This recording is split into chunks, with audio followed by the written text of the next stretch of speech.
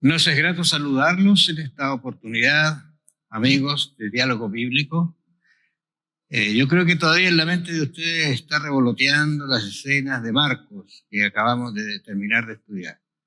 Pero nos vamos a introducir en un libro extraordinariamente hermoso, el Cuarto Evangelio.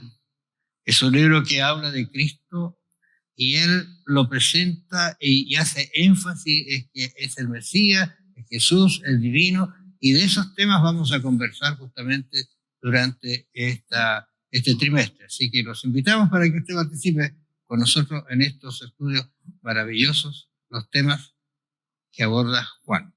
Así que muy bienvenido pastor, ¿cómo está?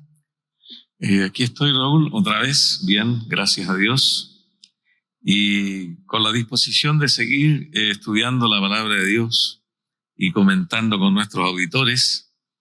Ahora estamos introduciendo en este espacio el Evangelio de San Juan, un evangelio diferente a los anteriores.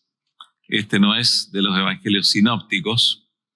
El apóstol Juan escribió este evangelio con un propósito muy importante, Raúl, que es para que conozcan a Jesucristo y que creyendo tengan vida eterna en el nombre de Cristo. Es un detalle muy importante en el evangelio de Juan, porque el capítulo 20 lo dice. Incluso él dice, mire, hay muchas cosas que se pueden escribir, que se deberían haber escrito, dice.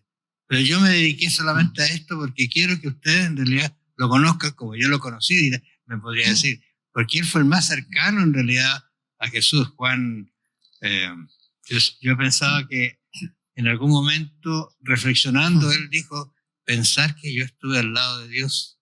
Sí. Porque él entendió ese concepto de divino humano. Bueno, y los milagros lo indican así.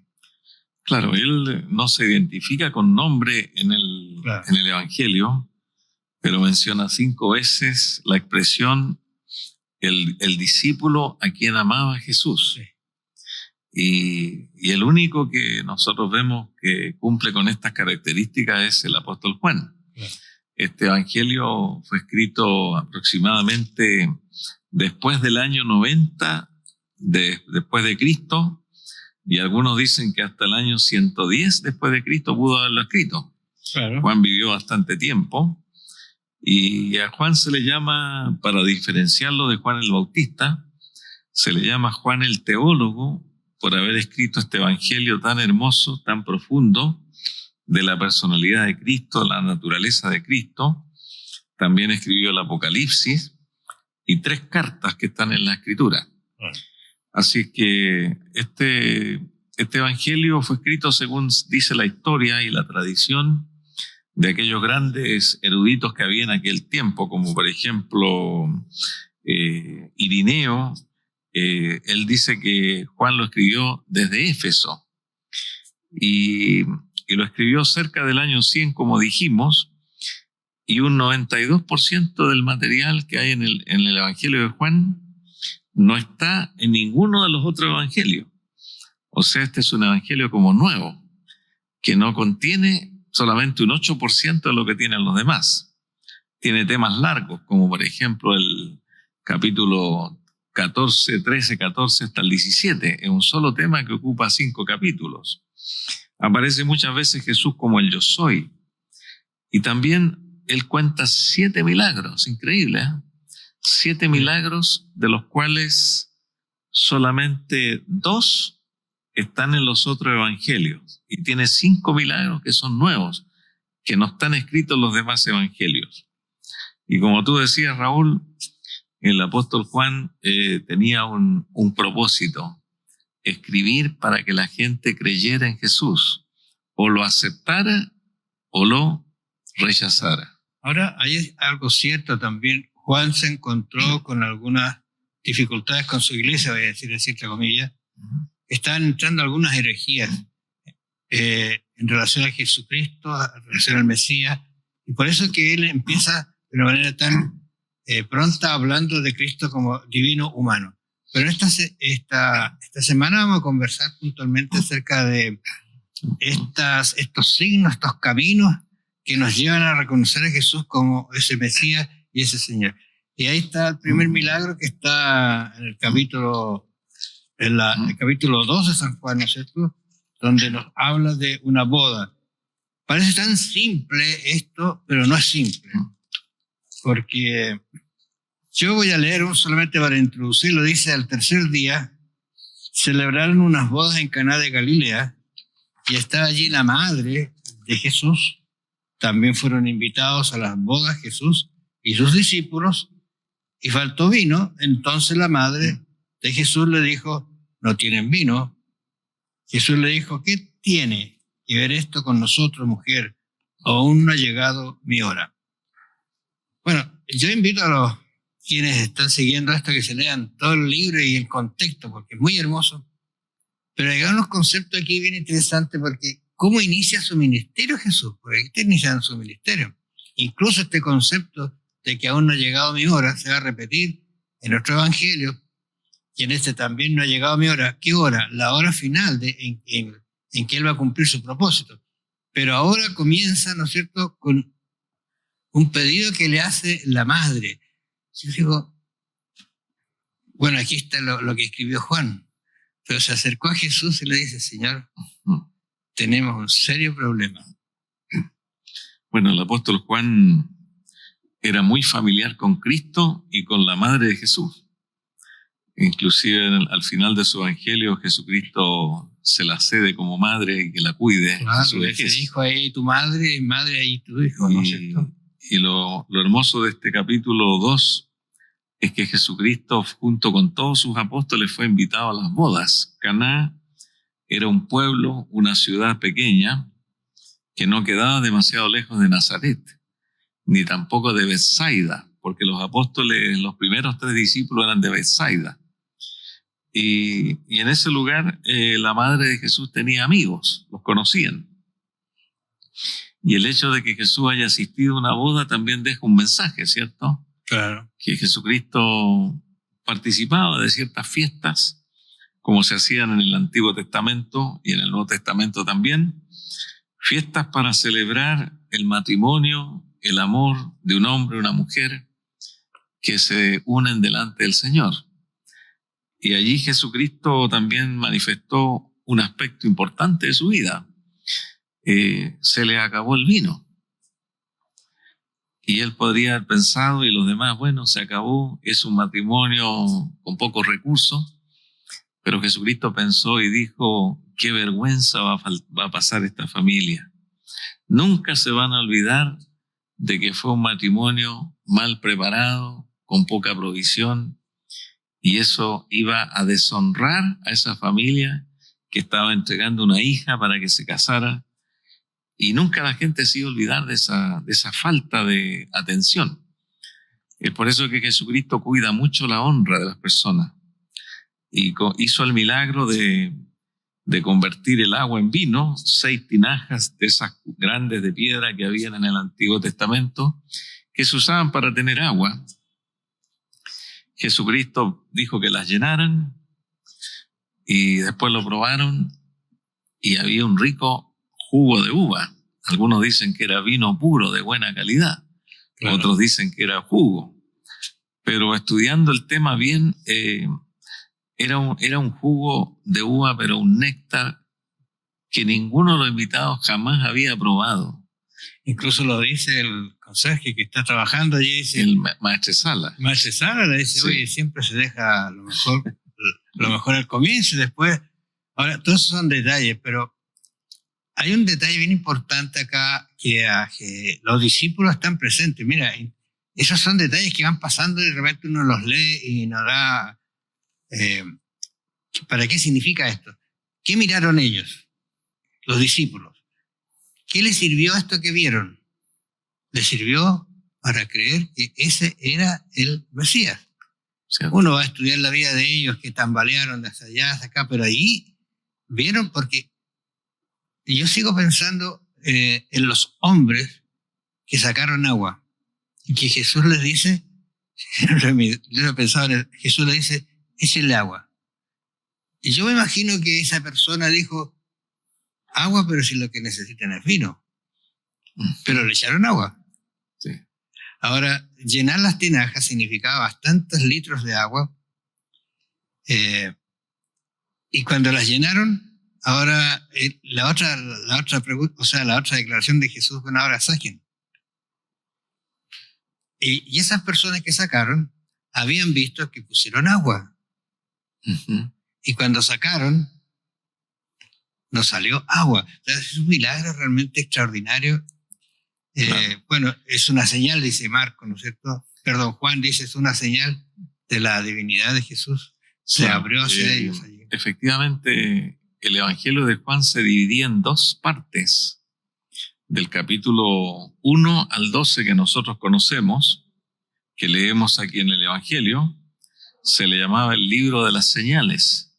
Ajá. Y del capítulo 13, que comienza con la cena del Señor, el lavamiento de los pies, hasta el capítulo 21, se le llamaba el libro de la gloria, porque aparece mucho la palabra glorificación de Jesucristo al cumplir toda su misión que Dios le había dado, que su Padre le había encomendado.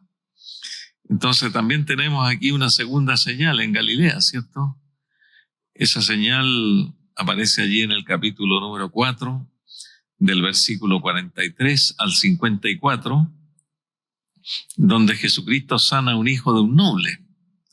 Y no sé si lo puedo leer aquí, Raúl. Entonces, ese noble tenía un siervo, dice aquí, cuando oyó que Jesús había llegado de Judea a Galilea, vino a él y le rogó que descendiese y sanase a su hijo, que estaba a punto de morir.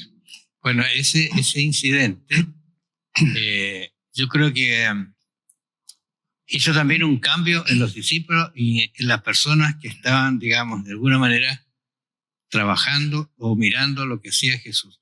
Pero déjame un detallito solamente. Se asentó, se creyó, se vio y comenzó en su ministerio Jesús con un maravilloso milagro que no solamente el agua lo convirtió en vino, sino santificó, aprobó, sancionó un matrimonio, que es lo que nosotros deberíamos hacer siempre. Lo más importante.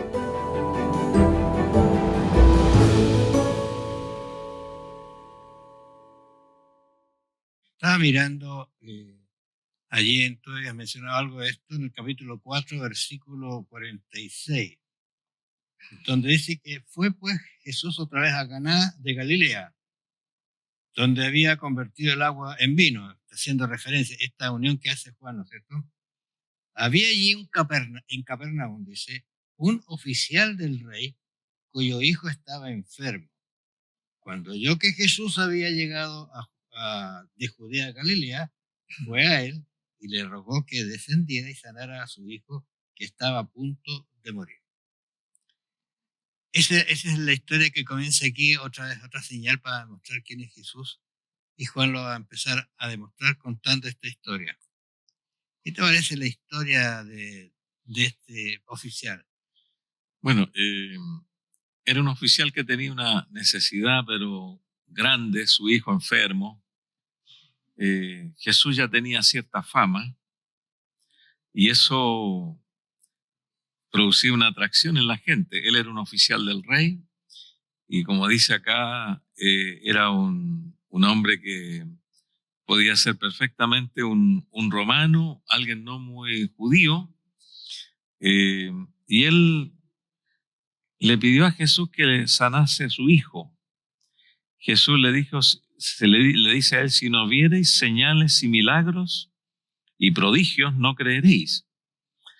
Aquí nos está mostrando Jesús que era un hombre que no tenía fe, que esperaba el milagro de su hijo, pero no aceptar a Cristo como para creer en él. En otras palabras, el hombre no tenía un conocimiento de Cristo como tanta gente en el lugar no lo tenía. Pero él le dice a Jesucristo aquí de esta manera, ve, tu hijo vive, porque el hombre le insistió, verso 50. Y el hombre creyó la palabra que Jesús le dijo y se fue. Porque el hombre recibió la palabra de Cristo, tu hijo vive, puedes irte en paz. Y el hombre creyó. Ahora es interesante porque uno dice, se fue y creyó, pero no se fue a la casa enseguida, porque el relato concluye diciendo de que cuando él llegó a la casa lo salieron a recibir, dice, y le dijeron, tu hijo está sano. Y él hace la pregunta, ahí está el detalle, la pregunta diciendo, ¿y a qué hora fue? Ayer. Entonces, ¿qué dice? A las 7. ¿Y qué dice el hombre? En la misma hora en que Jesús me había dicho que sanase. Claro, el hombre tuvo que viajar. Se dice que él viajó parte de la noche de regreso a su casa. Pero en el corazón de ese hombre, mientras iba viajando, iba con una tranquilidad. Porque no sabemos con qué palabras Jesús le dijo, con qué emoción, porque las palabras de Cristo eran perfectas, eran palabras que la persona que lo escuchaba daba a entender que era cierto lo que él decía, lo decía con autoridad. Entonces el hombre creyó la palabra de Cristo y llegando a su casa preguntó, y aquí nos dice que termina el relato, creyó él con toda su casa. Claro. Ese detalle es muy importante porque a veces los milagros a la gente no les hace creer. Normalmente el milagro se ve, se asombra, lo encuentra extraordinario, pero no se cree en el Jesús que hace la señal. No se cree en el poder de ese Jesús, hombre. Yo digo hombre porque Jesús, mientras estuvo en la tierra, fue hombre, 100% hombre, y dependió, como nosotros podemos depender de su Padre para hacer las cosas que hizo. Lo vamos a ver más adelante que puntualmente él le agradece al Padre porque le responde. Entonces, esa relación es muy interesante. Ahora, este oficial va a ser recordado porque creyó, y no solamente él, sino toda su familia, por lo que había pasado. Pero también hay otro incidente que Juan va a mostrar acá, porque vamos a seguir insistiendo. Juan lo que quiere es demostrar que ese que estuvo, ese que él está escribiendo, es el Mesías, es el Cristo, es Dios. También dice es Dios, pero está hablando de esa naturaleza que él tenía. ¿Qué otro detalle muestra Juan aquí? Dice que, voy a quizá al Juan 5.1, para introducir el tema, dice lo siguiente. Después de esto, esta hilación que hay de los temas, pasado esto, se fue acá, dice, después de esto, había una fiesta de los judíos y Jesús subió a Jerusalén. Otro detalle, dice, hay en Jerusalén, cerca de la puerta de las ovejas, un estanque, llamado en hebreo Betesda, el cual tiene 5 pórticos. En esto yacía una multitud de enfermos, ciegos, cojos, paralíticos, que esperaban el movimiento del agua, porque un ángel descendía de tiempo en tiempo, al estar agitada el agua, el que primero descendía al estanque, después del movimiento del agua, quedaba sano de cualquier enfermedad que tuviera. Es el relato.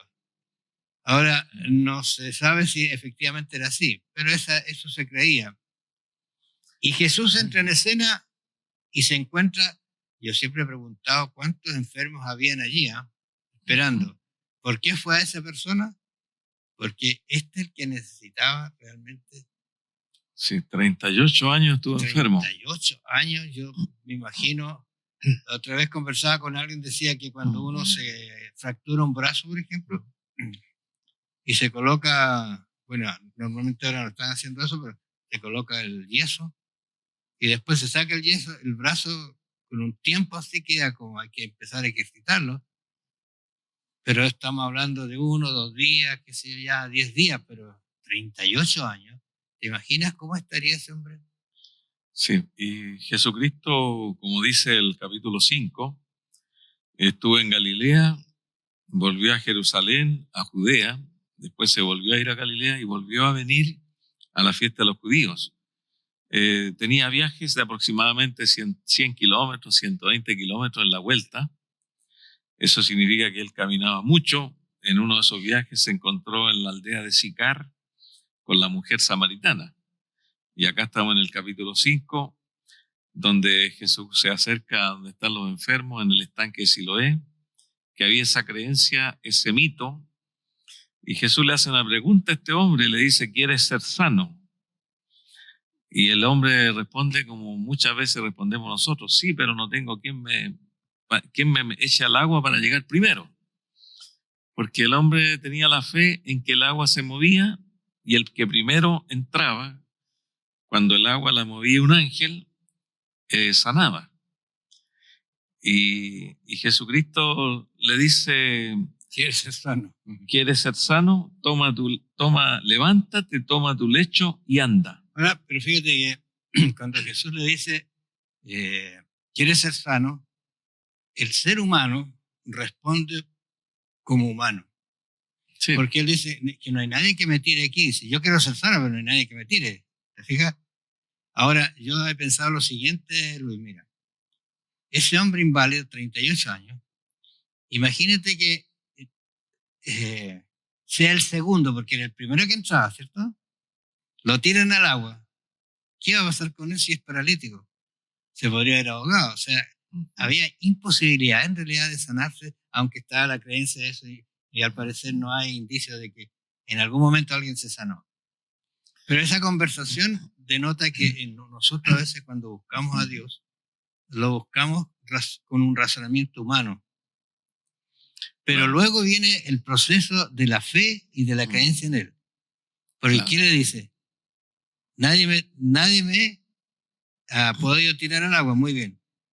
Ahora, levántate, toma tu lecho y anda y entra a tu casa. Él hizo este milagro también en el día de reposo. Y de día sábado. Y cuando los judíos encontraron a este hombre, porque él llevaba su lecho en sábado.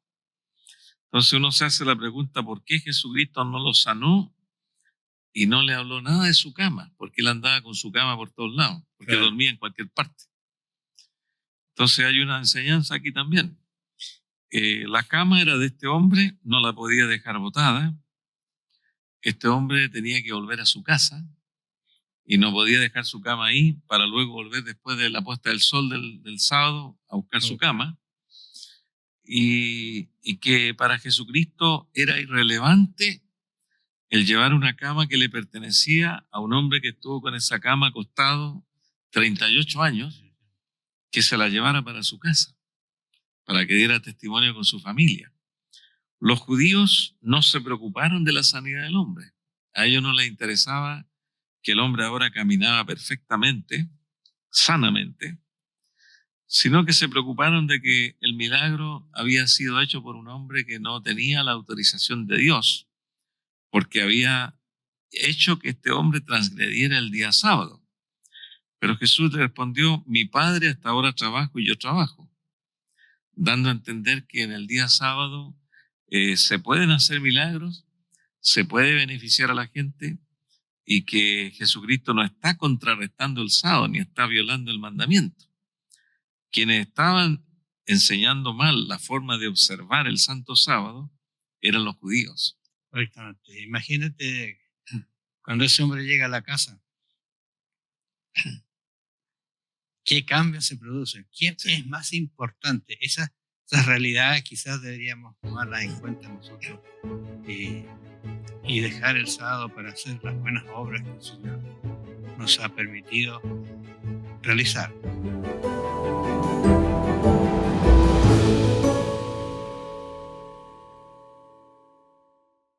Tú habías mencionado algo acerca de este hombre en relación a que los personajes, que eran los líderes religiosos, estaban con un concepto equivocado acerca de la labor de Jesús y bueno, todo su ministerio estuvieron en contra de él.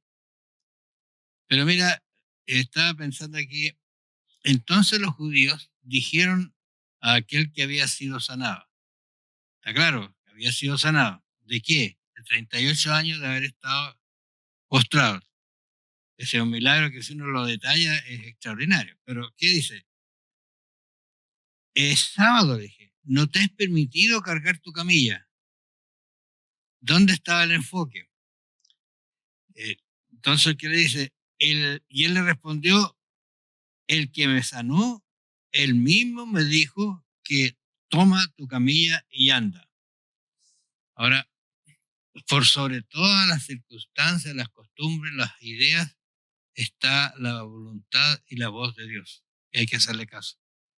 Aunque vaya quizás contra nuestras normas, nuestras costumbres, pero hay que hacerle caso al Señor, porque ese hombre hizo lo que Dios le había dicho, estaba obedeciendo, tuvo fe. Porque imagínate, ¿qué le dice? Toma tu lecho.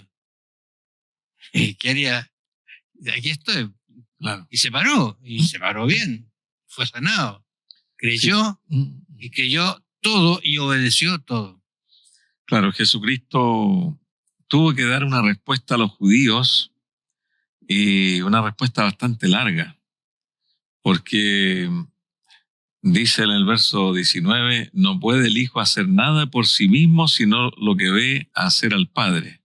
En este capítulo 5, Jesucristo habla de la relación con su Padre, cómo se hacen las obras, cómo se hacen los milagros, cuál es la autoridad que Él tiene como Hijo de Dios, como Mesías, y cómo Jesucristo está estrechamente vinculado y unido con su Padre.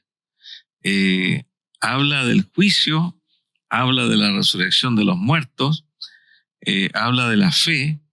El que dice aquí, el que no honra al Hijo, no honra al Padre, dando a entender que para un judío, en aquel tiempo los judíos adoraban a Dios y esperaban al Mesías, que también era el Hijo de Dios. Pero aquí nos habla de que la misma fe que tenían los judíos en el Padre Celestial, en Jehová de los ejércitos, era la misma fe que había que tener en el Hijo. Y por eso dice, el que oye mi palabra y crea al que me envió, tiene vida eterna y no vendrá a condenación, mas ha pasado de muerte a vida. Esa expresión de Jesucristo que dice, el que me envió, lo repite muchas veces. O sea, Jesucristo enfatiza que fue el Padre el que lo envió a cumplir una misión. Y como tú decías, no ha llegado mi hora porque la misión de Cristo fue planificada. Todo lo que tenía que suceder en el primer año de servicio de Cristo en la tierra, segundo, tercero y la mitad del año, cuando ya llegó cerca de la crucifixión. Entonces, aquí nos habla de que todos oirán la voz de Cristo y habrán gente que va a resucitar para vida eterna y otros para condenación. Todas esas enseñanzas están en el capítulo 5 y continúan después de estas declaraciones. Y justamente, fíjate que viene la hora, dice, viene, y ahora es cuando los muertos oirán la voz de Dios y los que la oigan vivirán. Ahora, bueno, es profundo la aseveración que está haciendo Juan aquí, describiendo esta autoridad que tenía Jesús, pero una autoridad que se la pedía al Padre. El Padre le daba esa autoridad. Aunque Él era Dios, pero como humano llevó su ministerio. Estaba leyendo un libro que se llama Jesucristo. Es el Mesías, es Dios. Y cómo algunas cosas lo han distorsionado a las personas en los siglos pasados para sacar la idea de que Cristo fue humano, pero que en algún momento dejó de ser divino y solamente fue humano. O sea, cómo la tuercen y le quitan la veracidad, ¿no es cierto?, a ese evangelio tan hermoso, que es divino, humano, siempre. Ahora, lógicamente, cuando Él muere en la cruz, ahí dice, ahí la parte divina salió y quedó lo humano. O sea, fíjate, todos estos detalles van minando la fe y la confianza en el Señor, pero Él actuó como humano, su naturaleza, y siempre usó el poder del Padre, a pesar de que tenía la autoridad él mismo, usó el poder del Padre para hacer sus milagros y se lo agradeció al Padre públicamente incluso. Claro, y como había una ley en los judíos, que es parte de la Biblia también, que la persona no podía dar testimonio de sí mismo, sino que tenían que ser otros los que daban testimonio de sus obras. Entonces Jesús aquí empieza en el capítulo 5, versículo 30, a hablar de que el testimonio de Juan el Bautista fue bueno. Él era una antorcha que ardía, Pero Jesús dice, yo no recibo testimonio de seres humanos. Mi testimonio lo da el Padre hacia Él, dice. Y como dice aquí, yo no puedo hacer nada por mí mismo, según oigo, así juzgo. Y luego agrega, mas yo tengo mayor testimonio en el verso 36 que Juan, porque las obras que el Padre me dio para que cumpliese, las mismas obras que yo hago, dan testimonio de mí que el Padre me ha enviado. En otras palabras, las obras de Cristo, los milagros, esas grandes cosas, están dando un testimonio de que Él es un enviado de Dios, que tiene todas las credenciales divinas y que Él no necesita testimonio de ser humano porque Dios mismo está dando testimonio en cada una de las cosas que Él hace. Luego habla en el verso 39 de las Escrituras. Ellas también dan testimonio de mí, las Escrituras del Antiguo Testamento. Y dice luego, y no queréis venir a mí para que tengáis vida, escudriñad las Escrituras. Ahí aparece también Moisés más adelante, si creyerais a Moisés, me creeríais a mí. Todas esas conjeturas son discursos de Jesús a un grupo judío que no entiende qué hombre tienen delante, cuál es su autoridad, de dónde vienen sus poderes, de dónde viene su doctrina, cómo entender a Jesús. Los judíos eran totalmente incrédulos y desconfiados. Así que ellos tenían muchas cosas que criticar de Jesús, pero Jesucristo respondió y les dio este mensaje grande a ellos, que Juan lo registró, para que todo aquel que cree en Jesucristo tenga vida eterna, puede acceder al testimonio de la Biblia, puede acceder al testimonio de los milagros, acceder al testimonio que el Padre está dando permanentemente del enviado que fue Jesucristo. Ahora, lo interesante de todo esto es que la fe que tuvo Jesús, que dependió de su Padre, Él en algún momento dijo, mayores cosas que estas haréis. ¿Y qué mayores cosas? Ya la hizo toda. Pero Él nos ha entregado una comisión en realidad, que llevemos adelante este ministerio y lo entreguemos con fe, creyendo en Él, ¿no es cierto? Creyendo en que lo va a hacer, porque como Cristo lo hizo, dice, ustedes vayan y lo hagan. Eso fue el mensaje de Marcos, por ejemplo, al final. Claro, y vayan y lo entreguen. Y siguiendo con la idea que tú estás presentando, el Señor también tiene que dar testimonio de las obras que hacemos nosotros. Tal vez no al nivel de Jesús, pero Dios da testimonio cuando hay una vida de una persona convertida, una persona que acepta a Cristo, que cree en el Señor, que es guiado por el Espíritu Santo. Dios le da obras.